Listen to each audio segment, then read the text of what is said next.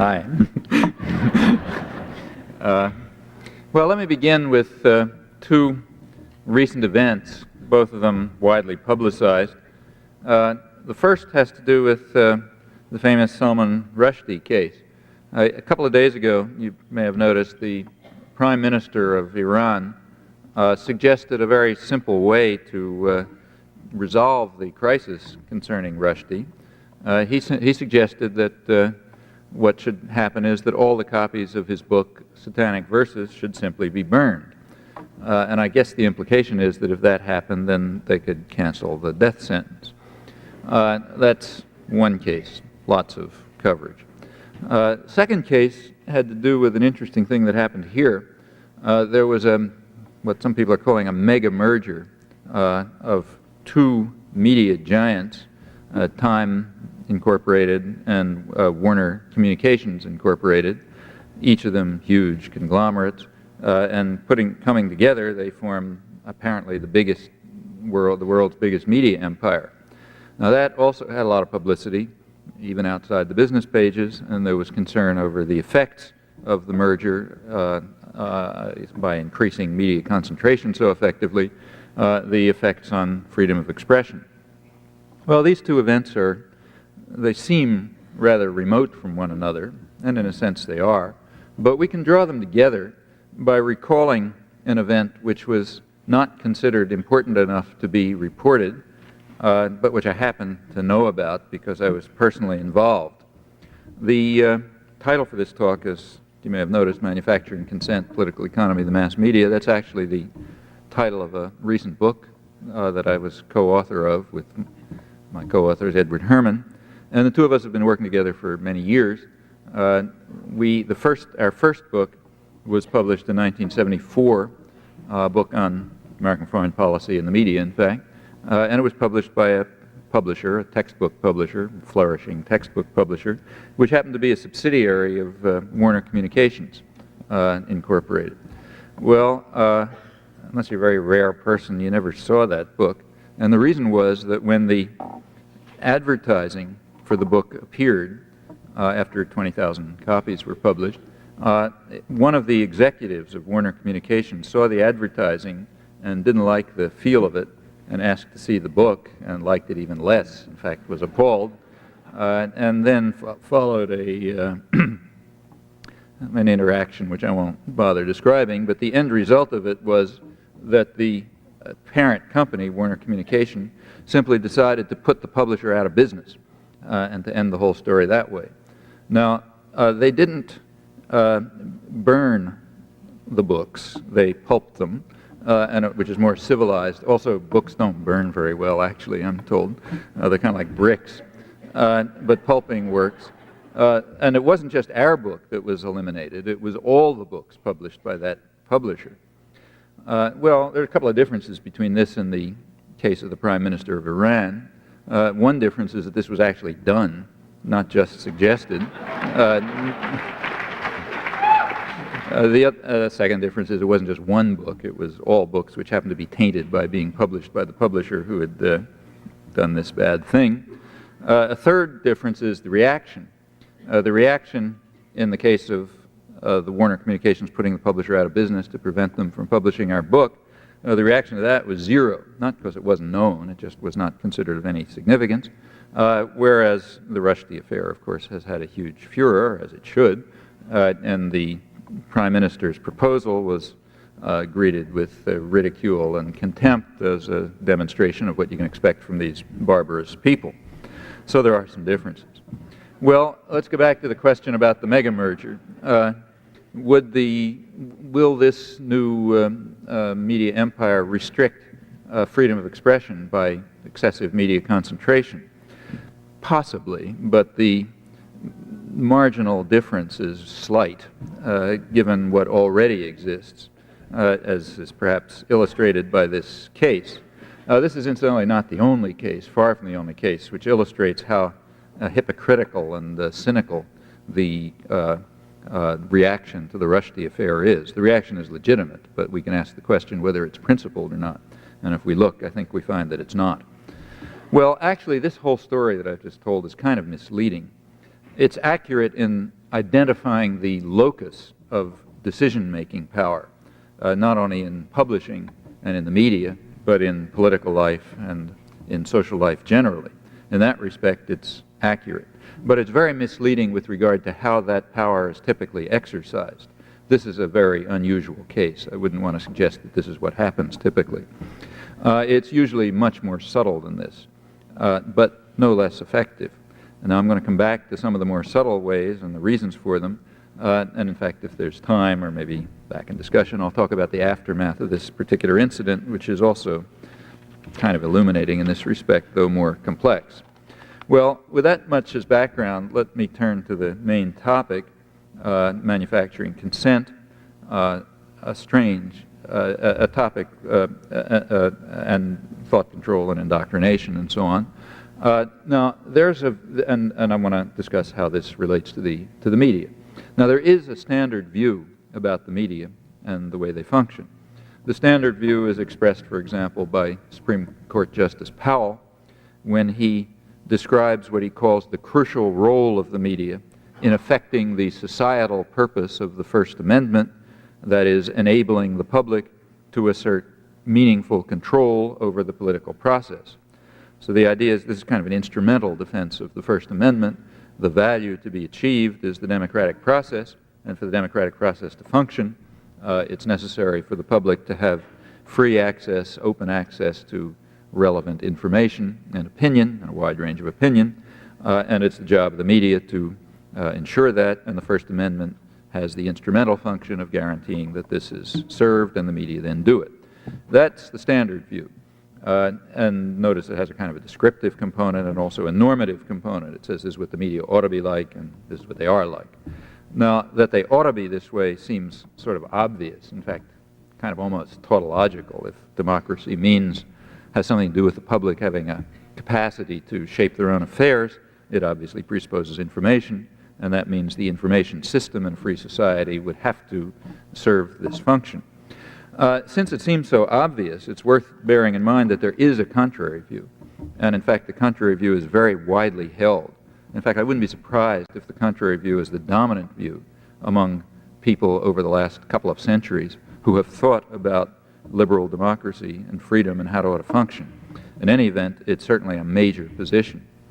This contrary view can be traced back to the origins of modern democracy in the 17th century English Revolution, when for the first time there was a challenge to the right of authority, whether it was the gentry or the king or whatever, and there was actually the beginnings of a real radical democratic movement with a commitment on the part of the people involved, who were very widespread in England, to public involvement and control over affairs.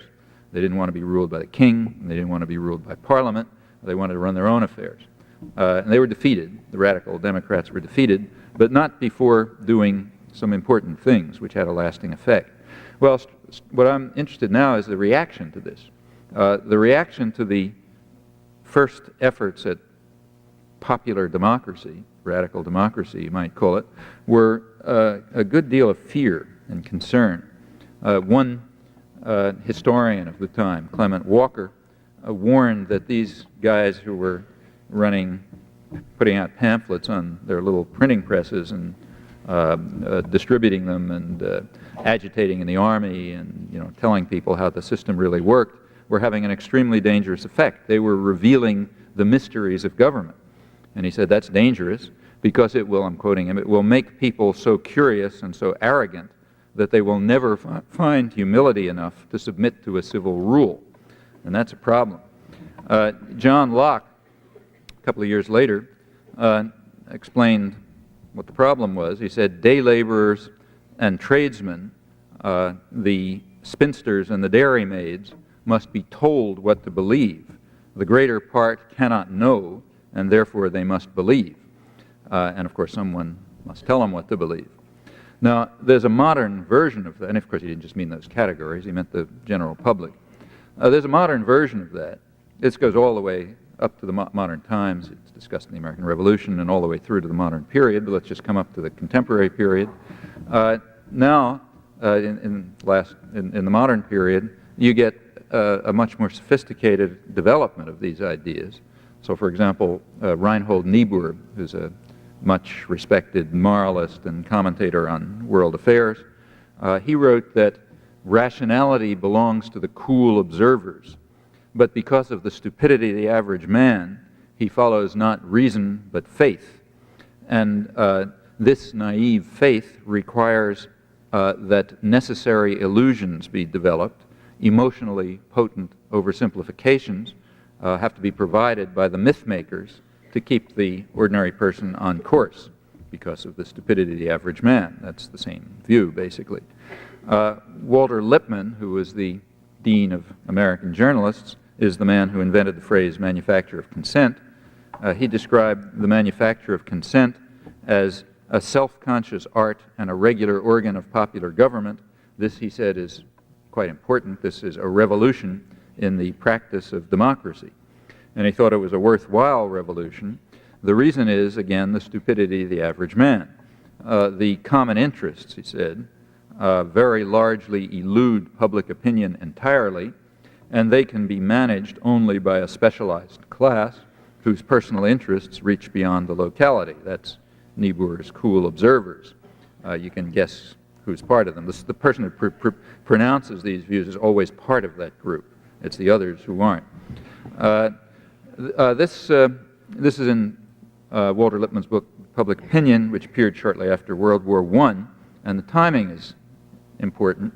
World War I was a period in which the liberal intellectuals, John Dewey's circle primarily, were quite impressed with themselves for their success, as they described in their own words, for their success in having imposed their will upon a reluctant or indifferent majority. Now, there was a problem in World War I. The problem was that the population was, as usual, pacifistic and didn't see any particular reason in going out and killing Germans and getting killed. If the Europeans want to do that, that's their business. And in fact, Woodrow Wilson won the 1916 election on a mandate which was peace without victory. That's how he got elected. And not surprisingly, he interpreted that as meaning victory without peace. And the problem was to get this reluctant and indifferent majority and get them to be to create emotionally potent oversimplifications and necessary illusions so that they would then be properly jingoistic and support this great cause. And the liberal intellectuals were convinced that they were the ones who had primarily succeeded in doing this, and they thought it was a very good task for obvious reasons. And in fact, they probably had some role, whether they had as much role as they think you could question, but some role. They used all sorts of necessary illusions. For example, fabrications about Hun atrocities, Belgian babies with their arms torn off, and all sorts of things that were concocted by the British Foreign Service and fed to the educated classes in the United States, who picked them up and were quite enthusiastic about them and distributed them. They used such devices as what they called historical engineering. There was a phrase proposed by Frederick Paxson, an American historian, who was the founder of a group called the National Board for Historical Service. That was a group of historians who got together to serve the state by explaining the issues of the war that we might better win it. That's historical engineering. The Wilson administration established the country's, I think, first official propaganda agency. It's called the Creel Commission, which was dedicated to convincing this reluctant or indifferent majority that they'd better be properly enthusiastic about the war that they were opposed to. That had some institutional consequences. In fact, there were a number of institutional consequences to this whole period. One was the institution of the National Political Police, the FBI, which has been dedicated to thought control and repression of freedom ever since. That's its primary activity. And another development, institutional development, was the enormous growth of the public relations industry. A lot of people learned lessons from the capacity to control the public mind, as they put it, slogan of the public relations industry. One of the people who came out of the Creel Commission was a man named Edward Bernays, who became the patron saint of the public relations industry. That's a big, substantial industry, which is actually an American creation, though it's since spread throughout other parts of the world. It's dedicated to controlling the public mind, again, quoting its publications, to educate the American people about the economic facts of life, to ensure a favorable climate for business, and, of course, a proper understanding of the common interests. Bernays developed the concept of engineering of consent, which he said is the essence of democracy. And of course, didn't bother saying that there are only some groups who are in a position to carry out the engineering of consent, those who have the power and the resources. He himself showed how this was done often by, for example, demonizing the government of Guatemala, the capitalist democratic government that we were planning to overthrow with a successful CIA coup. He was then working for the United Fruit Company, which was opposed to the government because it was planning to take over unused lands of the United Fruit Company and hand them over to landless peasants, paying the rates that the United Fruit Company had given as their value for tax purposes, which of course they regarded as very unfair because they had naturally been lying and cheating about the value. So that was his achievement, and that, in fact, the public relations industry in general has been dedicated to this project ever since. The Creel Commission, incidentally, is a predecessor of a contemporary phenomenon that the Reagan administration constructed. It's their Office of Latin American Public Diplomacy.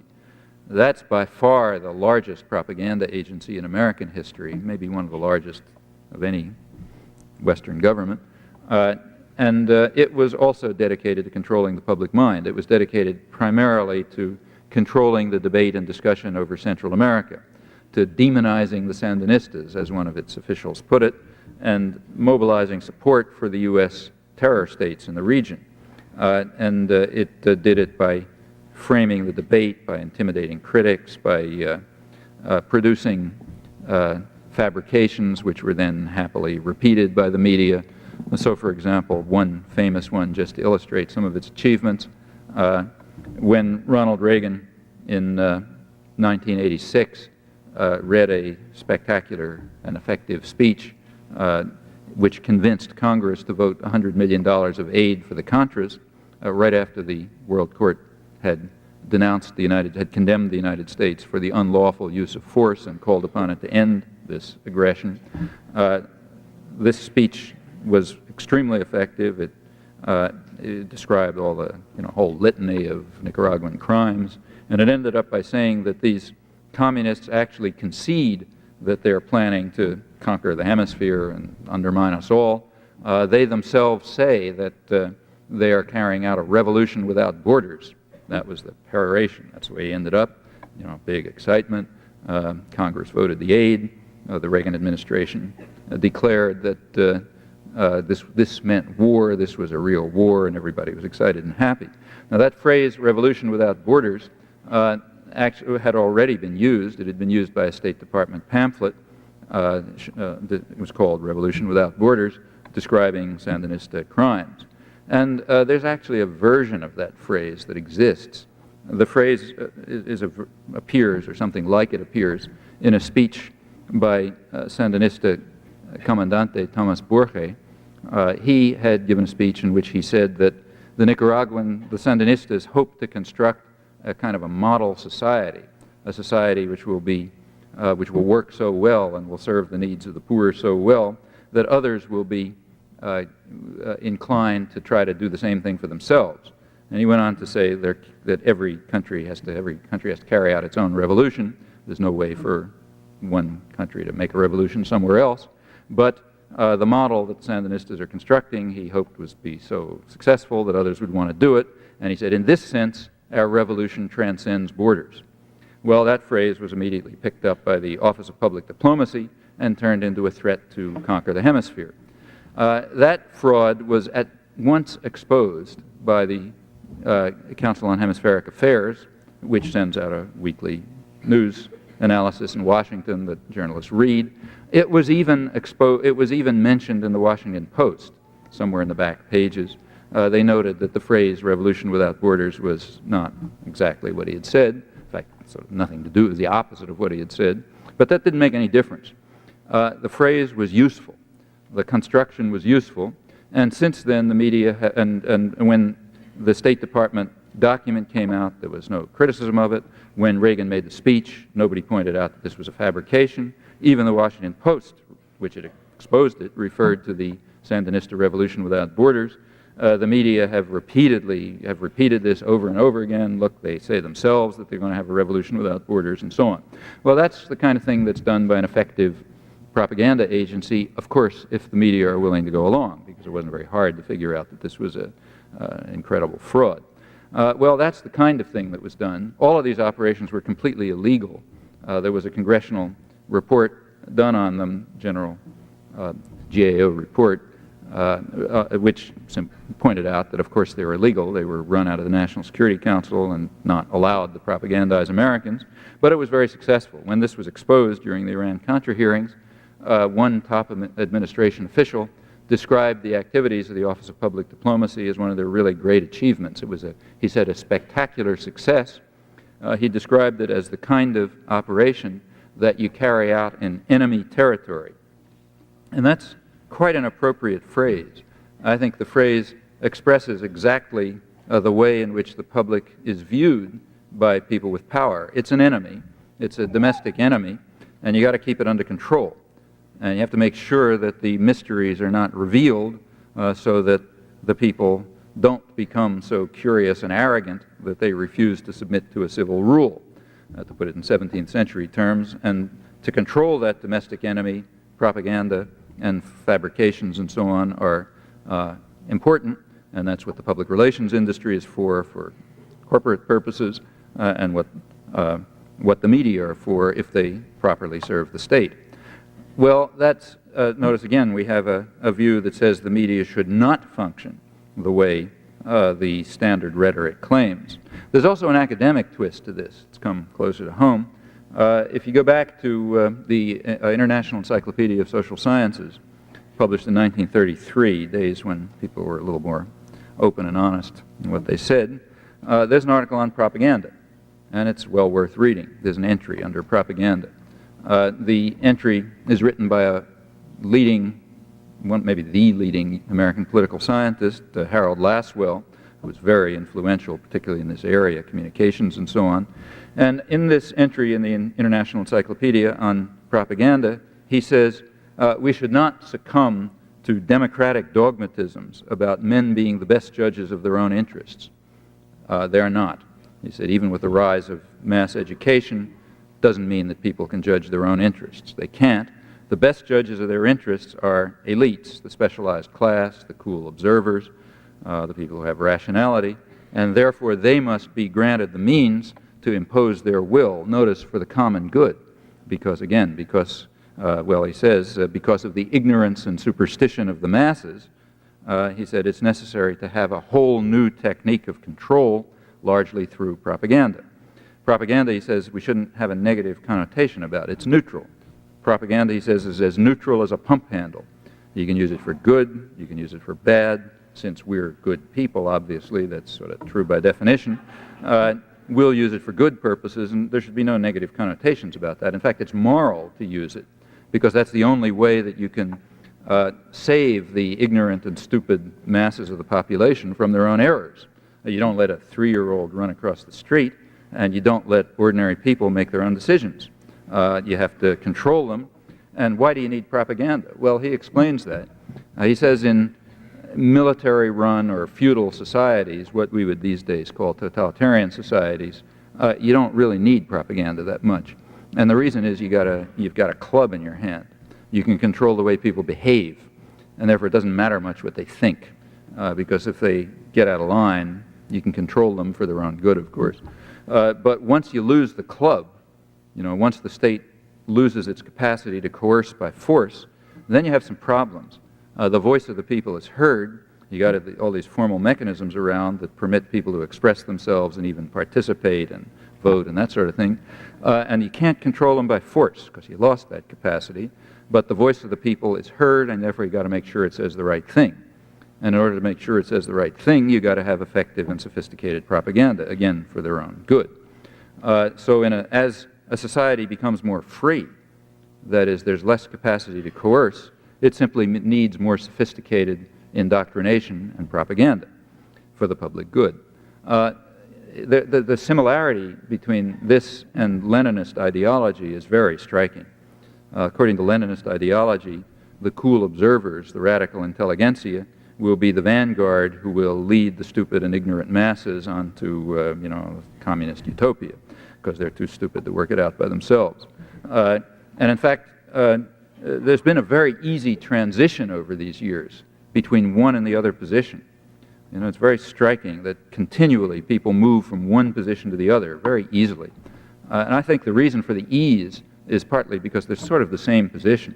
So you can be either a Marxist-Leninist commissar, or you can be somebody celebrating the magnificence of state capitalism, and you can serve those guys. It's more or less the same position. You pick one or the other depending on your estimate of where power is, and that can change. And in fact, the mainstream of the intelligentsia, I think, over the last, say, through this century, have tended to be in one or the other camp. Either there's strong appeal of Marxism-Leninism to the intelligentsia for obvious reasons. I don't have to bother saying. And there's the same appeal of these doctrines to the intelligentsia because it puts them in the position of having a justified role as ideological managers in the service of real power, corporate and state power, for the public good, of course. So you naturally are tempted to one or the other position. Well, going on to the post-Second World War period, the same ideas continue to be expressed. For example, in 1948, when it was again necessary to drive the reluctant and indifferent majority to a new war fever. Remember, 1948, the war was over, everybody was pacifistic, they wanted to go home and buy refrigerators and so on, and they didn't want any more wars, they wanted to demobilize, we were done with that stuff. But they had to be whipped up into a war fever because there was a new war coming along, the Cold War, which was a real war, as the internal documents explained, and it was necessary to bludgeon them into belief in the demands of the Cold War, as Dean Acheson put it. A well-known presidential historian Thomas Bailey explained in 1948 that because the masses are notoriously short-sighted and generally cannot see danger until it is at their throats, our statesmen are forced to deceive them into an awareness of their own long-run interests.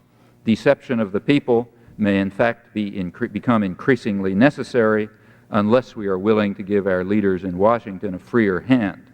In other words, if we continue this nonsense of trying to control them through elections and that sort of thing, it's going to be necessary to have deception of the people because the masses are too stupid and ignorant to understand the danger that's at their throat. And that's the role of the media, to carry out the appropriate deception. Coming up to the present, or near present, in 1981, when we were launching a new crusade for freedom in Central America, Samuel Huntington, who was a professor of government at Harvard and a longtime government advisor, explained in a discussion in the Harvard Journal International Security that you may have to sell intervention or other military action in such a way as to create the misimpression that it is the Soviet Union you're fighting. That's what the United States has done ever since the Truman Doctrine. And that's what, of course, we're now doing. We're fighting Nicaragua, but we've got to create the misimpression that it's the Soviet Union that you're fighting. That's the job of the Office of Latin American Public Diplomacy and of the cool observers and of respectable intellectuals and of the media and so on. Actually, that remark of his is quite accurate and gives a certain insight into the Cold War and also the modern period. Well, these concerns about controlling the public mind, rather typically they arise in the wake of periods of war and turmoil. There's a reason for that. Wars and depressions and such things, they have a way of arousing people from apathy and making them think and sometimes even organize. And that raises all of these dangers. So, for example, Woodrow Wilson's Red Scare, a very harsh and effective repression, immediately followed World War I. And that's when you get this revolution in the art of democracy about the need for manufacture of consent, and you get the FBI to really do the job properly by force if necessary, as they did. What we call McCarthyism, which is a poor label because it was actually initiated by the liberal Democrats in the late 1940s and picked up and exploited by McCarthy. But what we call McCarthyism was a similar effort to overcome the energizing effect of the war and the Depression in mobilizing the population and causing them to challenge, to reveal the mysteries of government and do all these bad things. And after the Vietnam War, the same thing happened. The Vietnam War was one factor, a major factor, in fact, in causing the ferment of the 1960s, and that caused a lot of concern, deep concern, which still exists, incidentally, because they haven't been able to overcome it. The 60s created what liberal elites called a crisis of democracy. That's the title of a quite important book on all of these topics. The first, and in fact only book-length publication of the Trilateral Commission, published in 1975, called The Crisis of Democracy. It's about the problem of governability of democracies. And there was a problem of the governability of democracies because people were getting out of hand. The domestic enemy was getting out of control, and something had to be done about it. The Trilateral Commission puts together liberal corporate and state elites from the three major centers of state capitalism: Western Europe, the United States, and Japan. That's why the Trilateral. And it is the liberal elites. This is the group around Jimmy Carter. It's where he came from, in fact, and virtually all of his cabinet and top advisors. It's that segment of opinion. The American rapporteur, the guy who gave the report for the United States, was again Samuel Huntington, and he pointed out that Truman had been able to govern the country with the cooperation of a relatively small number of Wall Street lawyers and bankers. Then there was no crisis of democracy. That's the way things were supposed to be. Incidentally, this kind of vulgar Marxist rhetoric is not untypical of internal documents in the government or in the business press and so on, and this was intended to be an internal document. They didn't really expect people to read it, but it's worth reading. I'm sure the library has it. They should. But now this crisis of democracy had erupted. What had happened was during the 1960s, all sorts of segments of the population that are normally apathetic and passive and obedient and don't get in the way suddenly began to become organized and vocal and raise questions and press their demands in the political arena. And that caused an overload. It caused a crisis of democracy. You couldn't just govern the country with a few Wall Street lawyers and bankers any longer. You had all these other pressures coming from the general population, and that's a problem, and we got to overcome the problem, and the way to overcome the problem, they said, all three, the whole group, is to introduce more moderation in democracy to mitigate the excess of democracy. That means, in short, to return the general population to their apathy and passivity and the obedience which becomes them. That's the stupid and ignorant masses have to be kept out of trouble.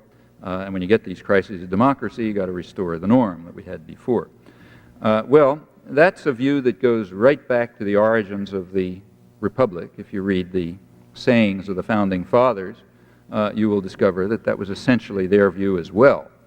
They also regarded the public as a dangerous threat.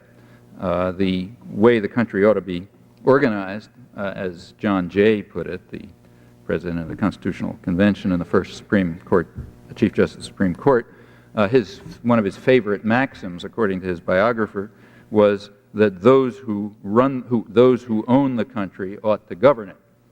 And if they can't govern it by force, they got to govern it another way, and that ultimately requires deception, propaganda, indoctrination, the manufacture of consent. Well, let me summarize. There's a standard view, rhetorical view. The standard view in rhetoric is basically that of Justice Powell.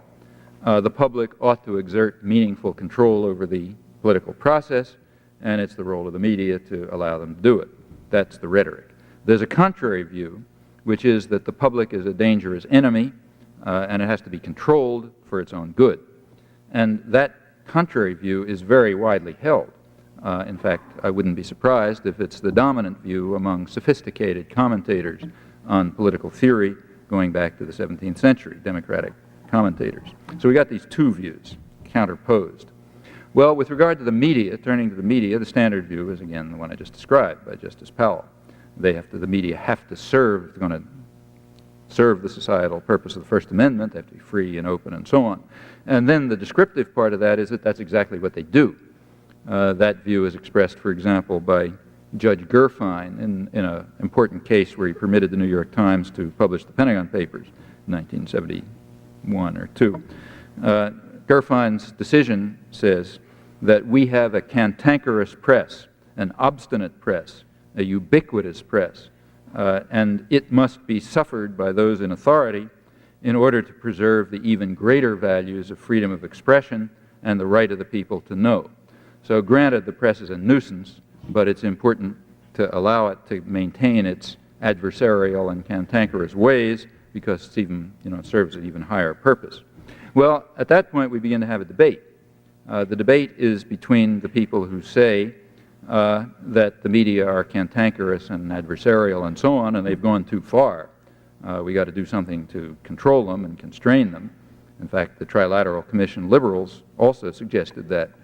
They said the media have gone much too far in their adversarial ways, and we have to, if they can't regulate themselves, probably the government will have to step in and regulate them. That's on the liberal side. On the reactionary side, of course, it's much harder. Harsher ideas come along. So you have that. The one side says that we've got to curb the press; they're too cantankerous, and then you've got the spokesman for free speech, Judge Gerfine, and so on. They say, no, we agree they're pretty bad, but you've got to allow them to do this because of the higher purposes. Well, that's the debate. And if you look over, there is a good deal of discussion of the media, and that's the way it's framed. Assumption: the media are adversarial, cantankerous, independent, and maybe even so much that they're threatening democracy. And then comes the question, should we let them get away with it, or should we curb them? And the advocates of free speech say, sorry, you got to let them get away with it. And the others say, no, there's other values that are more important, like the governability of the country and so on, so we got to stop them. Well, outside the spectrum of debate, there's another view. The other view says that the factual assumption is wrong. The factual assumption is taken for granted, not even argued, is just wrong. According to this alternative view, the media do fulfill a societal purpose, but it's quite a different one. The societal purpose is exactly what is advocated by the elite view that I've described. The society inculcate and defend the economic and social and political agenda of particular sectors, privileged groups that dominate the domestic society, those that own the society and therefore ought to govern it. And they do this in all kinds of ways. They do it by selection of topics, by distribution of concerns, by the way they frame issues, by the way they filter information, by the way they tell lies, like about revolutions without borders, by emphasis and tone, all sorts of ways, the most crucial of which is just the bounding of debate. What they do is say, here's the spectrum of permissible debate, and within that you can have a great controversy, but you can't go outside it. The right wing continually claims that the press has a liberal bias. And there's some truth to that, but they don't understand what it means. The liberal bias is extremely important in a system of in a sophisticated system of propaganda. In fact, there ought to be a liberal bias. The liberal bias says, "Thus far and no further. I'm as far as you can go, and look how liberal I am." And of course, it turns out that I accept, without question, all the presuppositions of the propaganda system. Notice that that's a beautiful type of system. You don't ever express the propaganda. That's vulgar and too easy to penetrate. You just presuppose it. Unless you accept the presuppositions, you're not part of the discussion. And the presuppositions are instilled not by beating you over the head with them, but just by making them the foundation of discussion. You don't accept them, you're not in the discussion. So in the case of say the Vietnam War, which was a major topic of debate, if you look over the media, there was a big debate over the Vietnam War. There were the hawks who said that if we continue to fight harder and we're more violent and so on and so forth, then we can achieve the noble end of defending South Vietnam and the free people of South Vietnam from communism. And then there were the doves who said it's probably not going to work, and it's probably not going to be too bloody, and it's going to cost us too much, and therefore we're not going to be able to achieve the noble end of defending the people of South Vietnam from communism. Now again, there's another view, and that is that we were attacking South Vietnam. That other view has the merit of being true, obviously true, but it was inexpressible. That's outside the spectrum of debate. You can enter the debate only if you accept the assumption. And if you check the media over the entire period, as far as I can see, Herman and I in this book review the media from about 1950 to the present on Indochina, and I don't think you can find an exception to this. I mean, even statistical error. That's the spectrum, you got to accept it. And the same is true, and there's a liberal bias in the sense that towards the end of the war, like by about 1969 or 1970, after Wall Street had turned against the war, then you got a preponderance of doves saying probably aren't going to succeed in defending freedom and democracy in South Vietnam, the country that we're attacking. This conception of the media, which notice challenges the factual assumptions of the entire debate, that says that the media function in the way that Herman and I called the propaganda model in this same book. They function in accord with the propaganda model. Now, propaganda sounds like a bad word, but remember that in more honest days, like in the International Encyclopedia of Social Science, propaganda was considered a perfectly good word, and in fact something that we ought to have more of it, because it's needed for the reasons that Lasswell explained.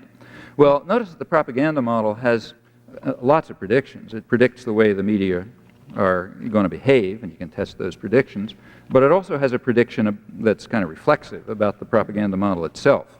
It predicts that the propaganda model can't be taken seriously. And there's a reason for that if you think it through.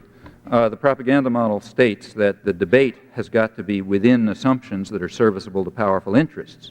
And the propaganda model challenges those assumptions, so therefore it's got to be out of the debate. Okay? That prediction is incidentally very well confirmed. It is outside the debate. So that's one bit of positive evidence for the propaganda model. Notice incidentally that this model has a kind of a disconcerting feature to it, if you think about it.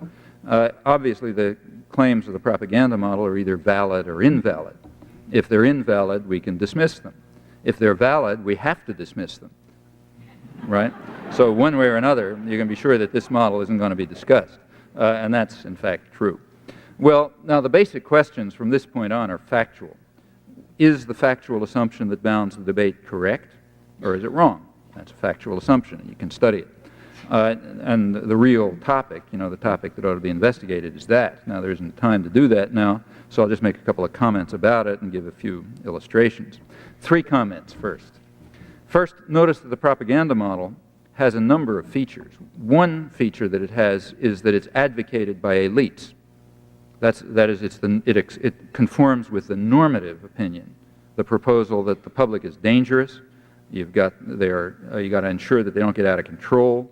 They have to be controlled by deception and propaganda, since you don't have the means to do it by force. And the propaganda model simply says, well, yeah, they work the way elites say they ought to work.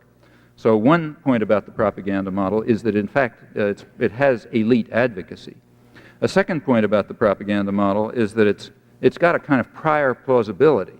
In fact, it's almost natural on completely uncontroversial assumptions.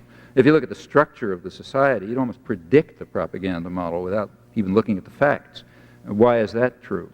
Well, simply ask yourself what the major media are. Now, the way the media work, there are some media which kind of set the agenda, the most important ones, like the New York Times and the Washington Post, the big national media. They set the agenda. If the government wants a story to get into television that evening, what it does is leak it to get into the front page of the Washington Post and the New York Times on the assumption that television will pick it up and say, okay, that's important, so we'll give it the front news. The same is true of national television. It sets the agenda that makes people think. The New York Times front page is sent over the wire services the afternoon of the day before. There's a thing, if you read you look at that stuff that's ground out of the AP wire, you'll notice around 4 o'clock comes something that says, the New York Times front page tomorrow is going to look like so-and-so. Well, if you're an editor of a journal in some small town, you read it and you say, oh, that's what the important news is, and you frame your own reporting that way. Now, it's not 100%, but there is a kind of an agenda-setting media. New York Times, Washington Post, the 3 television channels, a few others that participate to some extent in this. Well, ask yourself what those institutions are. Answer, those institutions are, first of all, major corporations, some of the biggest corporations in the country. Furthermore, they're integrated with, and in many cases owned by, even larger corporations, like General Electric and so on. So what you have is major corporations and conglomerates. Now, like other corporations, they sell a product to a market. The market, in this case, is advertisers. That's what keeps them alive. The product is audiences. They sell audiences to advertisers. In fact, for the major media, they try to sell privileged audiences to advertisers. That raises advertising rates, and those are the people they're trying to reach anyway.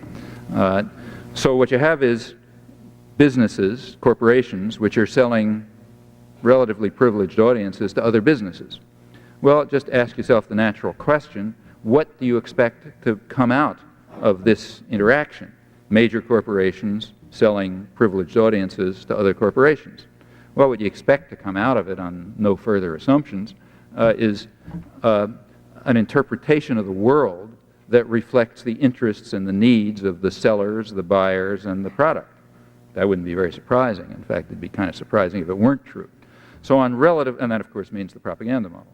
So what you expect on relatively uncontroversial sort of free market assumptions, with nothing else said, is that you'll get the media will function in accord with the propaganda model. Now, if you look more closely, there are many other factors which interact to lead to the same expectation. The ideological managers, the editors and the columnists and the anchor men and all that stuff, they're very privileged people. They're wealthy, privileged people whose associations and interests and concerns are closely related to those of the groups that dominate the economy and that dominate the state. And in fact, there's just a constant flow and interaction among all those groups. They're basically the same group. They're ultimately the people who own the country are the ones who serve their interests. And again, it wouldn't be terribly surprising to discover that these people share the perceptions and concerns and feelings and interests and attitudes of their associates and the people they're connected with and the people whose positions they aspire to take when they move on to the next job and so on and so forth. Again, that wouldn't be very surprising. And on, I won't proceed. There are many other factors which tend in the same direction. Well, that's my second point. Second point is that the propaganda model has a kind of prior plausibility. A third point, which is not too well known, is that the propaganda model is assumed to be true by most of the public.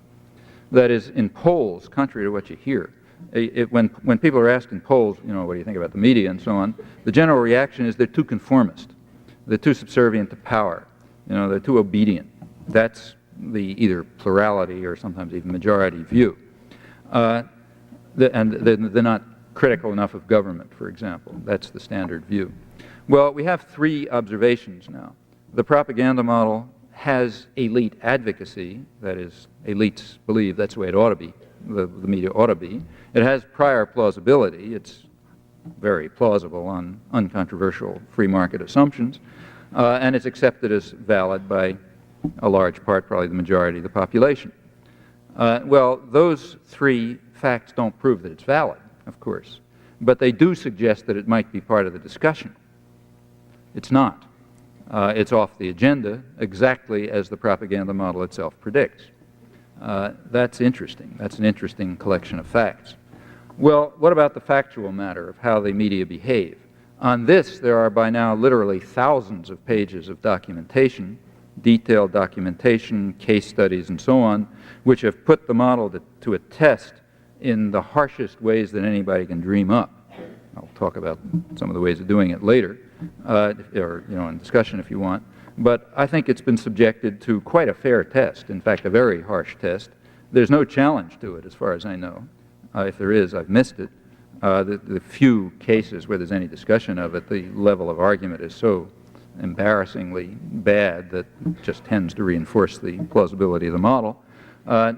In fact, I think it's fair to say that this is one of the best confirmed theses in the social sciences. But in accord with its predictions, it's off the agenda. You can't even discuss it.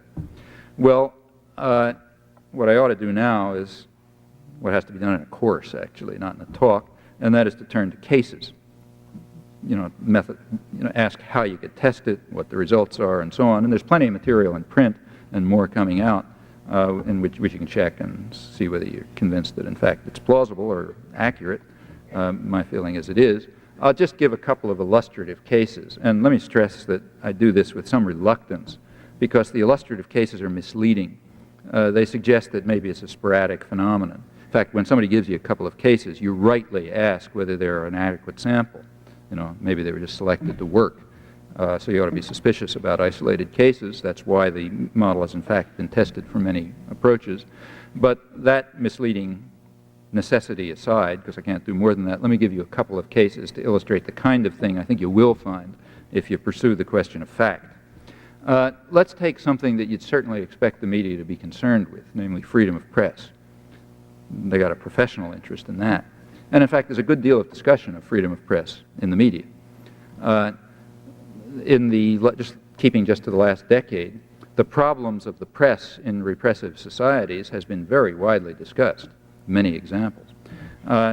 The case that has been by far the most discussed, in fact, I suspect it has been discussed more than all questions of freedom of the press throughout the entire world during this period, is the one newspaper in Latin America that 99% of the literate population would be able to name if they were asked to name a newspaper in Latin America, namely La Prensa in Nicaragua.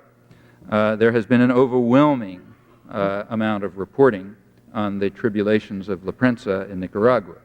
One media analyst, Francisco Goldman, who studied freedom of the press in these countries, pointed out that in 4 years he found about 260 references to this in the New York Times. That's an incredible amount of coverage. I'm sure, I don't think anybody's done the study, but try it if anybody wants. I'm sure you'll find that this is more coverage than has been given to all other problems of the freedom of press combined all over the world, probably by a considerable factor. Anyhow, that's the one, that's the famous case.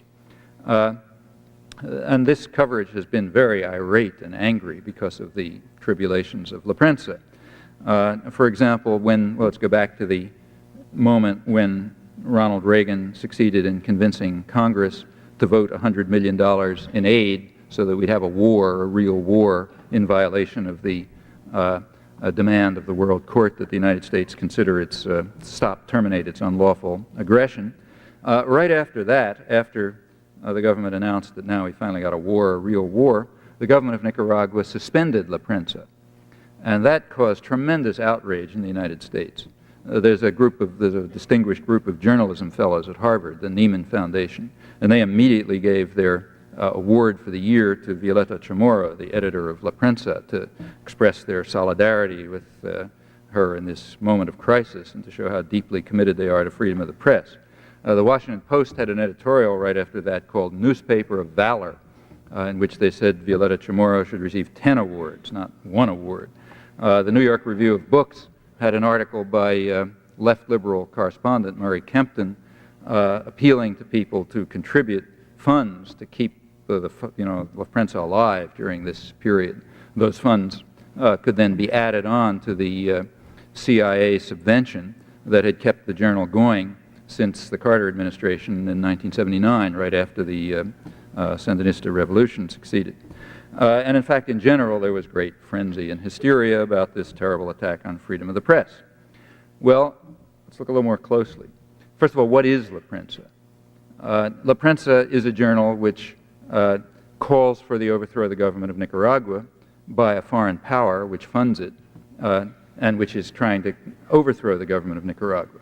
It's an interesting fact. You might check the history of the West to see whether there's ever been any such thing.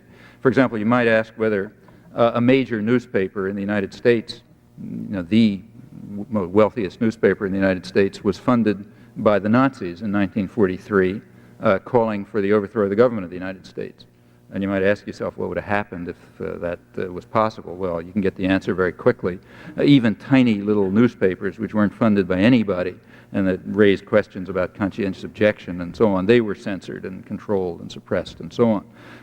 During the First World War, it was even more vicious. We even actually put a presidential candidate in jail for 10 years after the First World War because he had declared opposition to the draft. And in fact, there's nothing comparable to this in the history of the West, or in world history altogether. Now, La Prensa is described in the United States as the journal that opposed Somoza. In fact, there was a journal called La Prensa which did oppose the Somoza regime courageously. Its editor was in fact murdered, and it had the same name as this journal, La Prensa, and it's described as the same journal. But is that true? Well, it's a little tricky at this point. It certainly has the same name. In 1980, the owners of La Prensa decided to convert the journal into a journal dedicated to the overthrow of the government. At that point, they fired the editor, the brother of the editor who had been murdered under Somoza, and there was a split in the staff. 80% of the staff left with the editor and formed a new journal, El Nuevo Diario, which is the successor of the old La Prensa, at least if a newspaper is defined by its editor and its staff. Not, of course, if it's defined by the money that's behind it, supplied by the CIA, then you have a different answer to what's the old La Prensa. And that, incidentally, is also something that's never discussed. But suppose that's true. Let's suppose it's just a CIA journal, and in fact that there's no parallel to it in the history of the West, all of that being true, calling for the overthrow of the government, funded by the outside power, superpower that is trying to overthrow the government. Well, nevertheless, a true civil libertarian would defend La Prensa from harassment. I think somebody who really believes in civil liberties should say, yes, England should have permitted the press to be dominated by Nazi Germany in 1942. And if they didn't do it, that shows they don't believe in freedom. That's the position of a real civil libertarian. And that's the position of the American intellectual community with regard to La Prensa.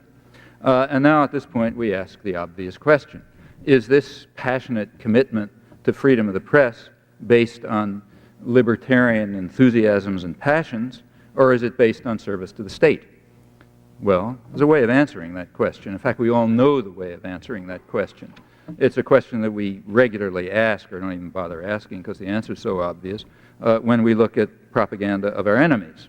So you take a look at productions of, say, the World Peace Council, which is a Communist Front peace organization, or the East German Peace Committee, the government peace committee. You read that material, and you'll find that there's all sorts of descriptions there, generally valid descriptions of crimes and atrocities and repression in the United States or committed by the United States and its agents and so on, and great outrage over these horrors. Often that material is accurate, and often, in fact, it's material that's not reported here. Well, do we praise them for their, libertarian passions? No, we first ask a question. We ask, how do they deal with repression and atrocities carried out by the Soviet Union and its clients, where they are, and the ones they're responsible for? Well, as soon as we get the answer to that question, we dismiss the whole story with contempt and ridicule properly, even if their charges are accurate. That's a fair test, and we ought to have the honesty to apply the same test to ourselves, so let's do it. We now ask the same question about the defenders of liberty of press in the case of La Prensa. The New York Times, the Washington Post, the New York Review of Books, the Educated Community, and so on, the Nieman Fellows, and so on. Now, how do we test that? Well, we look at, same test, we look at cases of repression of freedom of the press in our domains, and we ask how they've reacted. And there are many such cases, very close by, in fact. So take El Salvador. El Salvador had independent newspapers at one time. Doesn't have them any longer. These were not newspapers funded by a foreign power trying to overthrow the government of El Salvador. They were not newspapers supporting the guerrillas. In fact, they were mildly liberal newspapers calling for mild reforms, like land reform and things like that, raising questions about the concentration of land and so on. Those newspapers don't exist any longer. They were not censored. They were not harassed. Rather, another technique was used by the government that we installed, trained, directed, and armed. The technique was In the case of one newspaper, the security forces picked up an editor and a photojournalist in a San Salvador restaurant, took them outside, cut them to pieces with machetes, and left them in a ditch. The owner then fled. That took care of one newspaper without censorship. The second newspaper, it took a couple of bombing attempts, 3 assassination attempts. Finally, the military that we train, support, and arm surrounded the premises of the newspaper, entered it, smashed the place up. At that point, the editor fled. That took care of the second newspaper. So that's the end of the free press in El Salvador. Well, now we ask the question, how did the American press respond to this? Well, that was actually investigated by FAIR, Fairness and Accuracy in Reporting, the media monitoring organization. They checked I guess it was 8 years of the New York Times to see what had been said about this. Well, it turns out there was not one word in the news columns of the New York Times about this. I checked the editorials. There was not one phrase in the editorials about this. In fact, the only reference to these two things in the New York Times was that the editor of one of the journals who fled was allowed an op-ed in which he described what had happened. Now that's important because it means all the civil libertarians knew about it, the ones who read the New York Times, like the Neiman Fellows and the editors of the New York Review and the editors of the New York Times. They all knew about it. It just wasn't important enough to report or to comment on. Well, that tells you where the commitment to freedom of the press is. Turn to the neighboring country of Guatemala. There, too, there was no censorship. They took care of freedom of the press by simply murdering about 50 journalists in the early 80s, including people, journalists murdered right when they were on radio and television announcing. Somehow that took care of freedom of the press without any censorship. Virtually no discussion, a few words here and there. Well, now this was the government supported enthusiastically. That government is supposed to now be a democracy. They had an election that we all proudly hail and so on. And after the democracy was established, one of the editors who had fled returned, this is last year, just a year ago, to try to open a small newspaper. Again, wasn't funded by a foreign power, wasn't calling for the overthrow of the government, nothing like that, just a small, very small, limited capital, sort of left liberal newspaper. La Época it was called. As soon as he came back to the country, the death squads, which are just adjuncts of the security forces, threatened him with death if he didn't leave the country. But he continued. He started up the newspaper. It ran a couple of issues. Then 15 armed men, surely from the security services, broke into the offices, firebombed them, destroyed the premises, kidnapped the night watchman. The editor called a press conference the next day in which he announced that this shows that there can't be any freedom of the press in the so-called democracy of Guatemala. Some members of the European press came. I don't think any American reporter came. He then received another death threat warning him to flee the country or be killed. He did flee the country. He was taken to the airport by a Western ambassador so that he wouldn't be killed along the way, and he went back into exile in Mexico. Well, how much coverage did that one get? In the New York Times and the Washington Post, which are the two that I checked, the amount of coverage was zero, not a word about it. And it's not that they didn't know it. They did know it. And you can prove that they knew it, because if you look in the small print, you'll find oblique references to it. So, for example, in the culture section of the New York Times, a couple of weeks later, there's a report of somebody who went down to some meeting in Mexico, and he met this guy, and he sort of refers to the facts. So they knew about it, just wasn't important enough to report. Or let's take the other major client of the United States, in fact, the major client of the United States, the State of Israel. That's the major subsidized country of the United States. So you want to find out what American elites think about freedom of the press. Let's take a look at the way they react to freedom of the press in Israel. Now here, history was kind enough to set up some controlled experiments for us. Literally. Let's go back to the week when La Prensa was suspended. Remember, right after the United States had declared war against Nicaragua, as the administration said, in violation of the World Court ruling, and they suspended this newspaper funded by the United States and calling for the overthrow of the government. Well, that just right then, Israel closed 2 newspapers in Jerusalem. 2 newspapers in Jerusalem were closed permanently. It's not the first time that had happened. The case went to the Supreme Court, Israeli Supreme Court. And the Supreme Court ruled that it was legitimate to close the two newspapers because the security services had claimed that, without providing any evidence, because they don't have to, that these newspapers were funded by hostile elements, which presumably means the PLO. And the court declared, the High Court declared, that no government would ever permit a business to function, however legitimate it may be, that's funded and supported by a hostile power. Freedom of press, they said, exists in Israel, but it's limited and is not permitted to undermine the security of the state. That's the High Court. Well, how much coverage was there of those two things? Well, everybody was hysterical about La Prensa. Answer, 0. Or to be precise, there was a reference. In a letter to the Boston Globe in which I was commenting on the total hypocrisy of Harvard University and the Nieman Fellows, I mentioned it. But that, as far as I know, is the total references in the United States.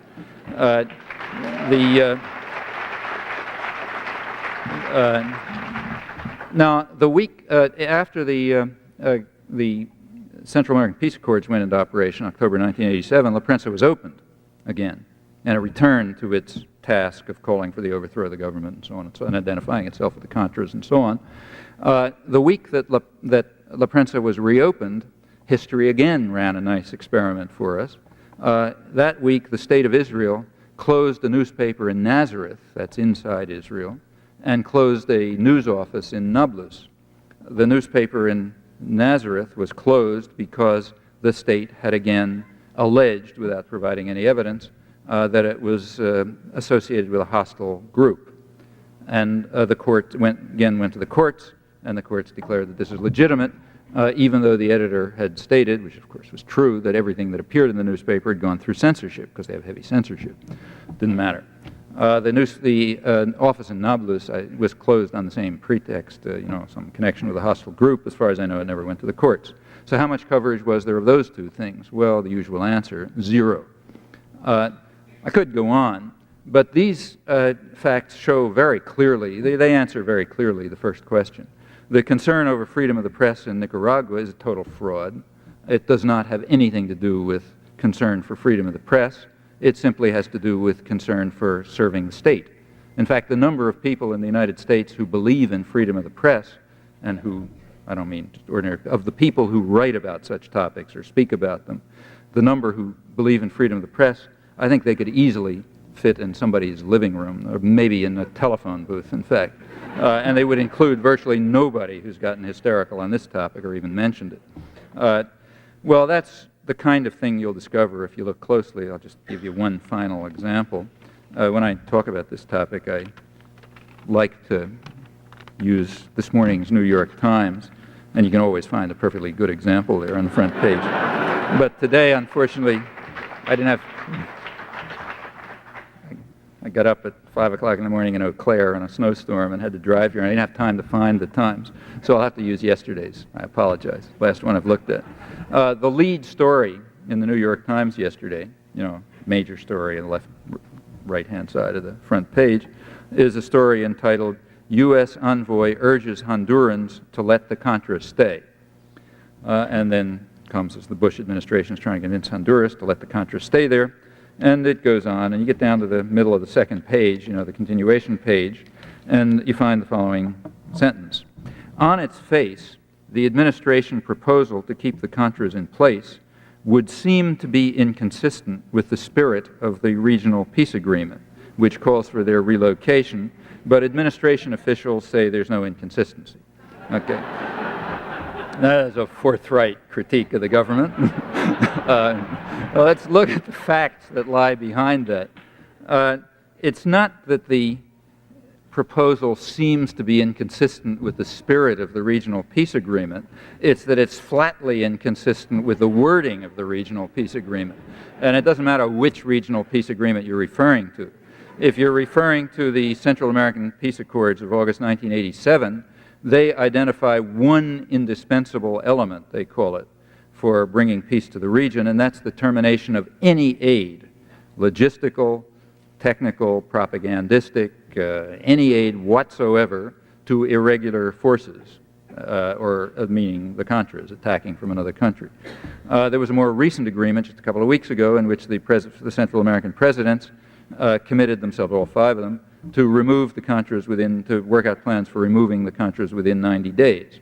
So this is does not seem to be inconsistent with the spirit of the agreements. It's flatly inconsistent with their precise wording.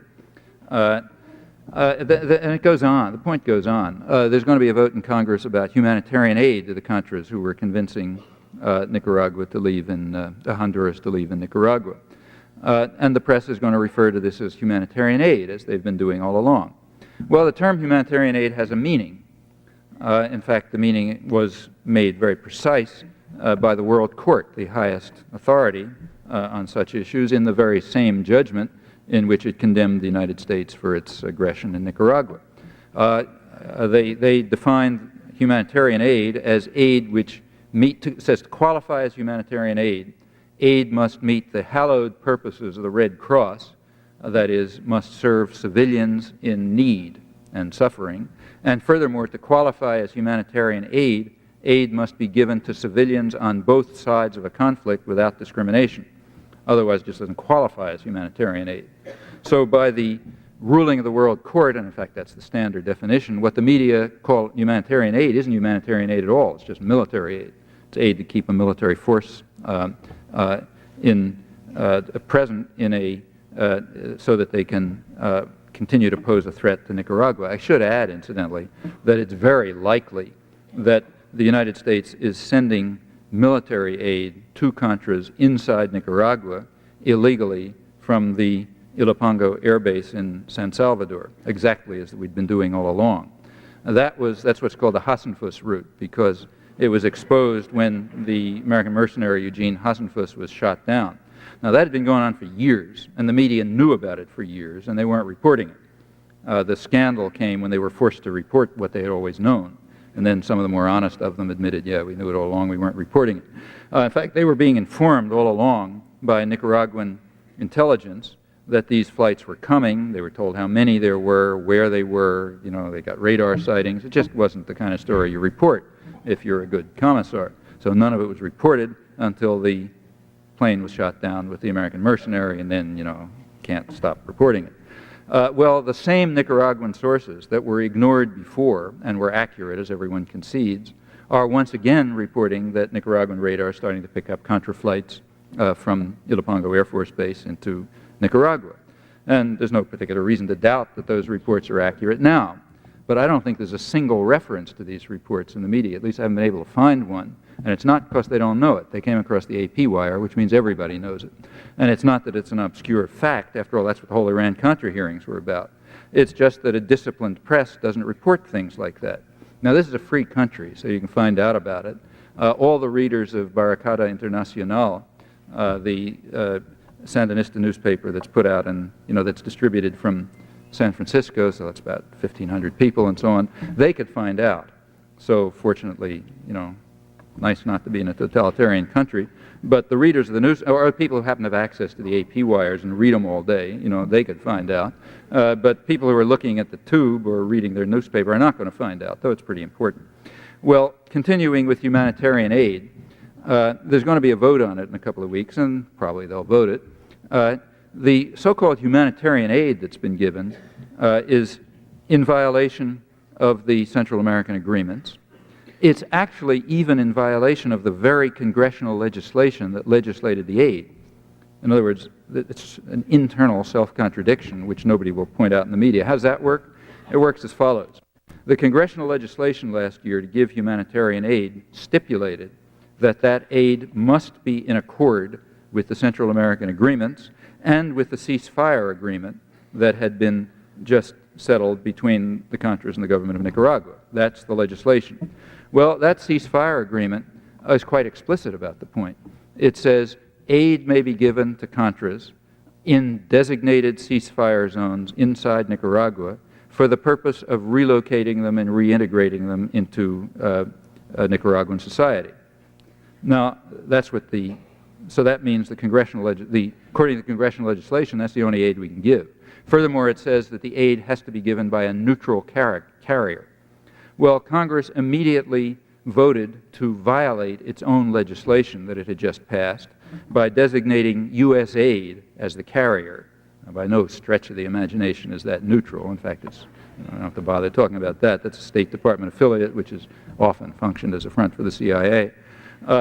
Furthermore, the aid was to go to Contras in Honduras, not ceasefire zones inside Nicaragua, and to maintain them, not to assist in their relocation and reintegration in Nicaraguan society. So Congress at once voted to violate its own legislation. Furthermore, the same ceasefire agreements designated a responsible authority to determine how the agreements should be met. The authority was the Secretary General of the Organization of American States, Secretary General Suarez of the Organization of the American States.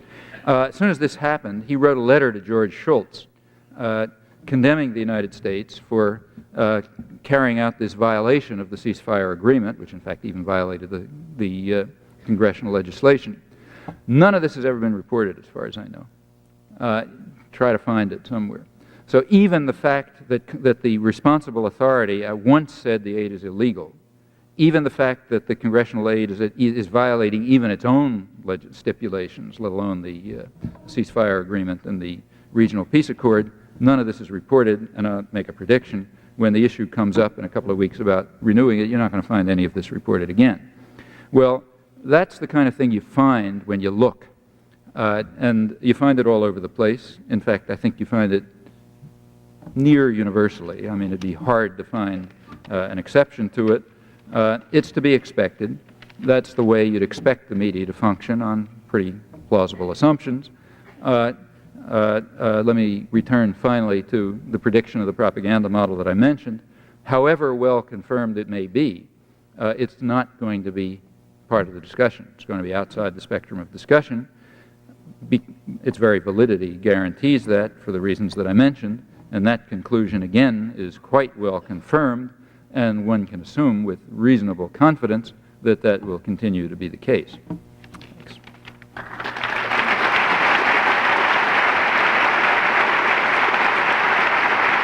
You've been listening to Part 1 of Manufacturing Consent, the Political Economy of the Mass Media, a lecture presented by Professor Noam Chomsky at the Wisconsin Union Theater on the Madison campus of the University of Wisconsin on the evening of March 15, 1989. This lecture was sponsored by the Wisconsin Union Directorate's Distinguished Lecture Series for the 1988-1989 academic year. For more information about Noam Chomsky and his work, please visit the Chomsky Archive website at chomsky.info. The question and answer session from this presentation may be found in Part 2 of this program. You can find Part 2 at the PDX Justice Media Productions website at pdxjustice.org or at the PDX Justice video channels on YouTube or Vimeo. This program was produced by PDX Justice Media Productions of Portland, Oregon. To find out more about our work and to access our growing library of free on-demand streaming video and audio programs, please visit our website at pdxjustice.org. And write to us with your comments and questions at pdxjustice@riseup.net. We'd love to hear from you. Many of our programs are available on DVD and Blu-ray video disc. Please write to us for ordering information. Thanks for tuning in, and thanks for supporting listener-sponsored radio, public access cable television, net neutrality, independent bookstores, and all forms of grassroots democratic community media. Justice Powell, when he describes what he calls the crucial role of the media in affecting the societal purpose of the First Amendment, that is, enabling the public to assert meaningful control over the political process. So the idea is this is kind of an instrumental defense of the First Amendment. The value to be achieved is the democratic process, and for the democratic process to function, it's necessary for the public to have free access, open access to relevant information and opinion, and a wide range of opinion, and it's the job of the media to ensure that, and the First Amendment has the instrumental function of guaranteeing that this is served and the media then do it. That's the standard view. And notice it has a kind of a descriptive component and also a normative component. It says this is what the media ought to be like and this is what they are like. Now, that they ought to be this way seems sort of obvious, in fact, kind of almost tautological. If democracy has something to do with the public having a capacity to shape their own affairs, it obviously presupposes information, and that means the information system in a free society would have to serve this function. Since it seems so obvious, it's worth bearing in mind that there is a contrary view. And in fact, the contrary view is very widely held. In fact, I wouldn't be surprised if the contrary view is the dominant view among people over the last couple of centuries who have thought about liberal democracy and freedom and how it ought to function. In any event, it's certainly a major position.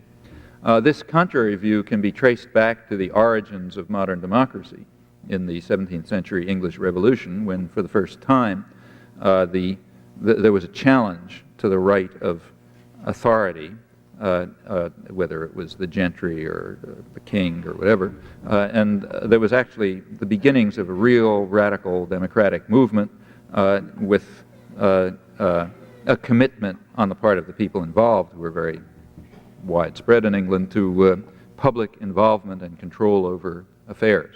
They didn't want to be ruled by the king, and they didn't want to be ruled by Parliament. They wanted to run their own affairs. And they were defeated. The radical Democrats were defeated, but not before doing some important things which had a lasting effect. Well, what I'm interested now is the reaction to this. The reaction to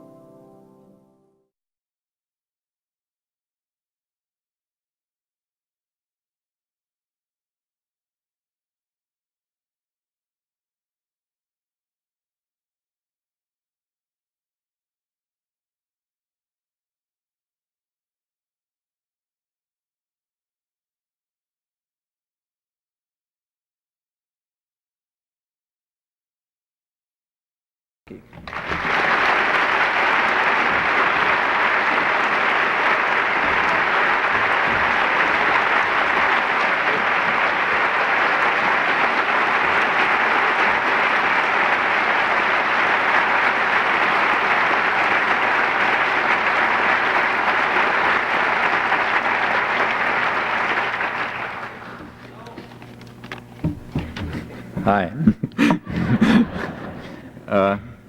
Well, let me begin with two recent events, both of them widely publicized. The first has to do with the famous Salman Rushdie case.